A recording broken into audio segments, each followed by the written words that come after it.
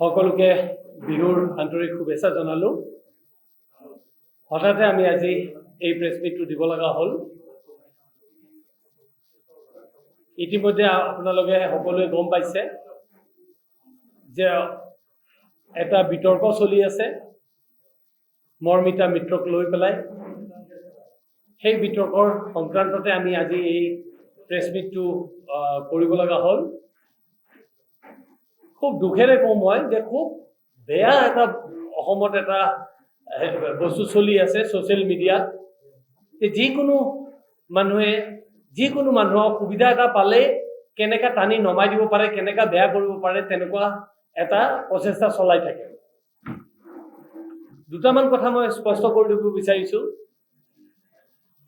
যোৱাকালি পৰহিৰ পৰা কোনোবাই লিখি আছিলে যে মৰ্মিতা মিত্ৰক সঞ্জীৱ নাৰায়ণে লৈ আহিছে, অথচ মৰ্মিতা মিত্ৰৰ লগত আমাৰ চিনাকি যোৱা বছৰে হৈছে আৰু মৰ্মিতা মিত্ৰই অসমত 4 বছৰৰ পৰাই গান গাই আছে। আমি কিন্তু যোৱা বছৰহে চিনাকি হৈছোঁ মৰ্মিতা মিত্ৰৰ লগত। গতিকে সেইখিনি কথা মই ক্লেৰিফাই কৰি দিব বিচাৰিছোঁ। যিবোৰ মানুহে লিখি আছে, 2-4জনে লিখি থাকে, তেখেতসকলেও গম পাই যাওক, জানে তেখেতসকলে, তথাপি মই আপোনালোকক স্পষ্ট কৰি দিছোঁ। দ্বিতীয় কথা, তেখেতসকলে কয় যে আমি প্ৰমোট কৰি আছোঁ। আমি কাকো প্ৰমোট কৰিবলৈ নাযাওঁ। আমি মৰ্মিতা মিত্ৰক যদি মানুহে ভাবে প্ৰমোট কৰিছোঁ, আমি সকলো শিল্পীক আজি নহয় সদায় প্ৰমোট কৰি আহিছোঁ। আৰু আজি 25 বছৰৰ পৰা আপোনালোকে সকলোৱে জানে যে প্ৰাগে শিল্পীক, বিশেষকৈ যিকোনো শিল্পীক সদায় সহায় কৰি আহিছে, সদায় প্ৰমোট কৰি আহিছে, কাৰো বেয়া কেতিয়াও চিন্তা কৰা নাই। আৰু যোনে যেনেকৈ যেতিয়াই বিচাৰে আমাক সহায়, আমি সদায়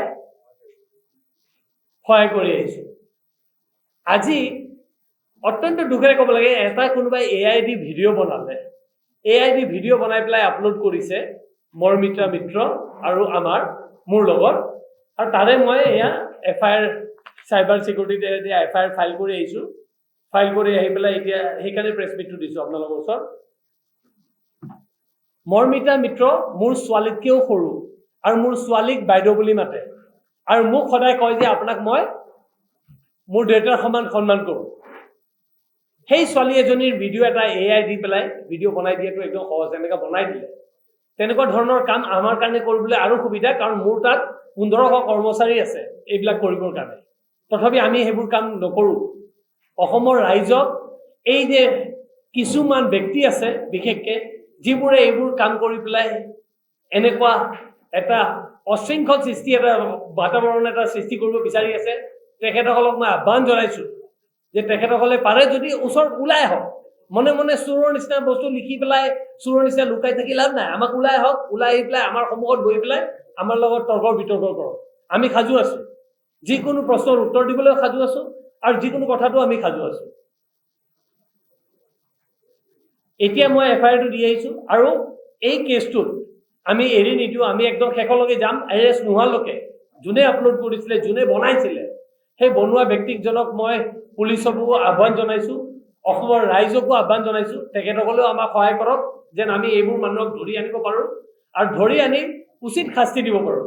কাৰণ আজি আমাক বনাই দিছে, আমাৰ এনেকুৱা বনাইছে, কাইলৈ বেলেগৰো বনাব, কাইলৈ আপোনালোকৰো কাৰোবাৰ ভিডিঅ' বনাই দিব পাৰে। গতিকে যিকোনো মানুহৰ আজিকালি AI হোৱাৰ পিছত যিকোনো ভিডিঅ' মানুহে যিকোনো সময়ত বনাই দিব পাৰে। গতিকে আহ্বান জনাইছোঁ মই ৰাইজক, যোনে যোনে জানে তেখেতসকলে দিয়ক। লগতে মই আজি আৰু এটা কথা স্পষ্ট কৰিব বিচাৰিছোঁ যে ছ'চিয়েল মিডিয়াত যিকেইজন মানুহে এনেকুৱা লিখে, কোনো সঁচা মিছা কথা নাজানাকৈ মিছা মিছি কথাবিলাক লিখি থাকে, আমি প্ৰত্যেকটাৰ ওপৰত এতিয়া একশ্যন লোৱা আৰম্ভ কৰিম। আমি কেছ কৰিম, প্ৰত্যেকটাৰ উচিত তদন্ত হওক, কৰি পেলাই তেখেতসকল আহক, আহি পেলাই কোৰ্টত লৈ আনক, কোৰ্টত তেওঁক শাস্তি দিয়ক। আমি প্ৰত্যেকজনৰ ওপৰত কৰিম। এতিয়া বিশেষকৈ 4-5জন মানুহৰ মই নাম ক'ব বিচাৰিছোঁ আজি আপোনালোকৰ ওচৰত। এজনৰ নাম হ'ল কিবা জ্ঞানেশ, ক'ৰবাত নলবাৰীত থাকে। আমি জ্ঞানেন চক্ৰৱৰ্তী নাজানো, আৰু জ্ঞানেন্দ্ৰ চক্ৰৱৰ্তী। হয়তো তেখেতে ভাবিছিলে কিবা আমাৰ পৰা পইচা পাতি বা ক'ৰবাত কিবা পাব, এইবিলাক লিখিলে। আমিতো কাৰো লগত, আমি নিজে এটা মিডিয়া হাউচ চলাওঁ। আমি নিজে মিডিয়াক জন্ম দিয়া মানুহ ইয়াত অসমত। গতিকে আমাৰ পৰা আমি আৰু সেইবোৰ কাম কৰিম নেকি? তেওঁ চাগে তেনেকুৱা। তেওঁক মই আজি এই আপোনালোকৰ মাধ্যমেৰে আহ্বান জনাইছোঁ, তেওঁ আহক, প্ৰেছ ক্লাবতে বহিম আমি ইয়াত। আৰু তেওঁ ইয়াতে উপস্থিত হৈ পেলাই তেওঁ আজি কওক কি প্ৰশ্ন আছে আমাক কওক কি যুক্তিত তেওঁ লিখে তেওঁ সেই যুক্তিটো দি দিয়ক তেওঁ প্ৰুফ দি দিয়ক যিবোৰ কথা লিখে যি ইচ্ছা তাকে সময় এটা চান্স পালে তেওঁ কিবা এটা লিখে আৰু এজন কালি নাম পালো কিবা নাং হিং ফুকন কি নাং হিং ফুকন বুজিয়ে নাপাওঁ আমি যিয়ে নহওক কিন্তু এইকেইজন মানুহ এই ৩-৪জন মানুহ আমি পাই আছো যে ইহঁতে সদায় বিতৰ্কত আহে আৰু লিখে সদায় আমাৰ কথা কিবা হ'লে লিখে আৰু আপোনালোকৰ মই কাকো চিনিয়ে নাপাওঁ কোনোদিনা এইবোৰ মানুহক আমি দেখাও নাই চিনিও নাপাওঁ আমি নাজানো আজি মই ক'বলৈ বাধ্য হ'লো কাৰণ এটা ভিডিঅ' বনাই দিলে এজনী ছোৱালী মোৰ ছোৱালীতকৈও সৰু তাইৰ লগত এটা AI দি পেলাই ভিডিঅ' বনাই দিলে আমি চবে বুজি পাওঁ বাৰু আজিকালি AI ভিডিঅ' কি হয় টাউনৰ মানুহ গাঁৱত মানুহে বুজি নাপায় যে AI হয় নে কি হয় কালিতো মই বনাই দিব পাৰোঁ যিকোনো মানুহ ইয়াত থকা চবৰে মই ভিডিঅ' বনাই দিব পাৰোঁ সেনেকুৱা হয় নেকি গতিকে এই যিটো ছ'চিয়েল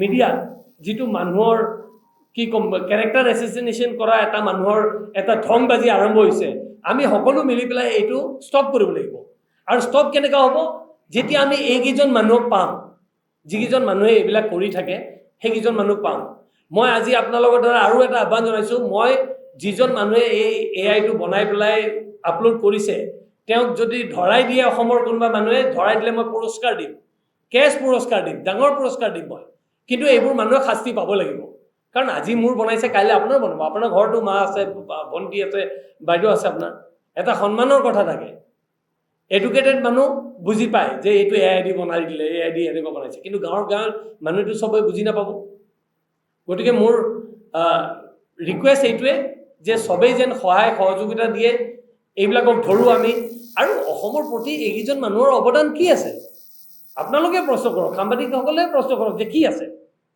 আৰু আমি যদি একো কৰাই নাই অসমৰ কাৰণে তেনেহ'লে আমাক কৈ দিয়ক যে আমি একো কৰা নাই আমি বহি যাওঁ 8,500 কৰ্মচাৰীক লৈ পেলাই যদি মই অসমত চলাই আছোঁ মইতো আৰু একো নকৰা কৰি বহি থকা নাই কিবাটো কাম কৰি আছোঁ আৰু সকলোৱে দেখা পাইছে যে ক'ৰ পৰা আৰম্ভ কৰিছিলোঁ আৰু আজি আমি ক'ত বহি আছোঁ গতিকে মোৰ চেপ্টাৰটো কোনো লুকা চুৰি বা হেৰি নহয় যি আছে একদম অপেন কিতাপ অসমৰ মানুহে সবেই জানে মোৰ কিতাপত কি লিখা আছে কেনেকুৱা হ'ল কি হ'ল গতিকে এই কেইজনমান মানুহে এইবোৰ যোনে কৰি আছে তেখেতসকলে এইবিলাক বন্ধ কৰে যেন মোৰ আহ্বান আৰু লগতে AI ভিডিঅ'টো যোনে কৰিছিলে যোনে AI ভিডিঅ'টো বনাইছিলে তেওঁক যেন আমাৰ পুলিচে আৰক্ষীয়ে অতি সোনকালে অতি শীঘ্ৰে যেন তেখেতসকলক ধৰি আনি পেলাই উচিত শাস্তি দিয়ে যেন ধন্যবাদ এইখিনিয়ে মোৰ ক'ব লগা আছিলে যিকোনো খবৰৰ বাবে যোগাযোগ কৰক আমাৰ এই নম্বৰত 9181 307 221